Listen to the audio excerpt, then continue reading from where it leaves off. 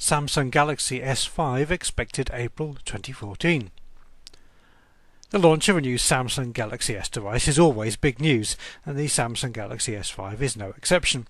And as usual, the new Galaxy S is bigger and faster than any of its predecessors.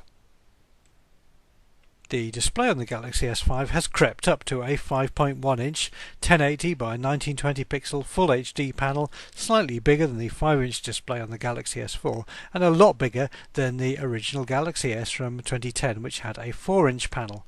Inside is a monstrously fast 2.5 GHz quad-core processor, although the RAM is just 2 GB compared with some rivals that now have 3 GB.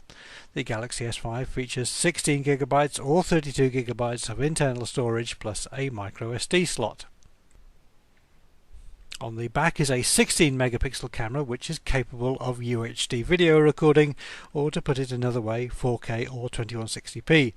This makes it one of only a very small number of devices that can do this, but to be honest, your playback options for this type of very high resolution media are pretty limited at the moment. Perhaps new handsets such as the Galaxy S5 will nudge things forwards though. The camera has been enhanced by the usual Samsung trickery, and it has what is apparently the world's fastest autofocus time of 0.3 seconds, plus a high dynamic range for improved colour capture and a novel selective focus feature. But despite the relatively high pixel count, it does seem that Samsung are losing ground to rivals Nokia, Sony and LG when it comes to digital imaging.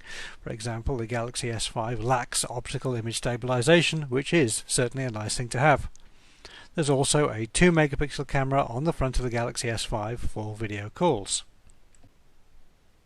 This is an LTE capable device, and it also supports some advanced Wi-Fi features such as 2x2 MIMO and a feature called Download Booster that can simultaneously download on LTE and Wi-Fi at the same time. All the usual Android smartphone features are here, of course, and in addition the Galaxy S5 supports NFC, ANT+, and has a built-in infrared controller. Samsung say that the design of the S5 combines iconic Samsung design with modern tastes. In our opinion, there is no such thing as an iconic Samsung device. Most Samsung handsets are pretty utilitarian and have the charm of a microwave oven. However, there is an interesting texture effect on the back similar to one seen on other high-end Samsung devices, and the Galaxy S5 does just about manage to avoid being a featureless slab because of this rather pleasing design feature. Available colours will be black, white, blue and gold. The Samsung Galaxy S5 is also waterproof and dust resistant to IP67 standards, something that rivals Sony have been doing for a while.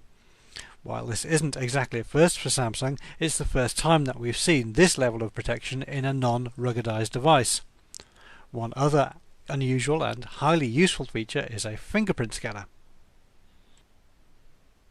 As we said before, the size of the S5 has crept up from the S4, coming in at 11% heavier and with an 8% bigger footprint, although the large 2800 mAh battery and bigger screen will account for some of that.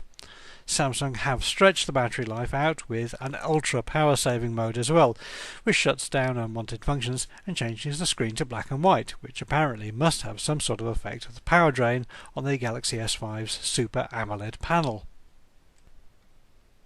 Samsung say that the Galaxy S5 should be available from April 2014 onwards. No guidance was given on price, but the existing Galaxy S4 retails for between €400 to €450 for the basic model, and we'd expect the S5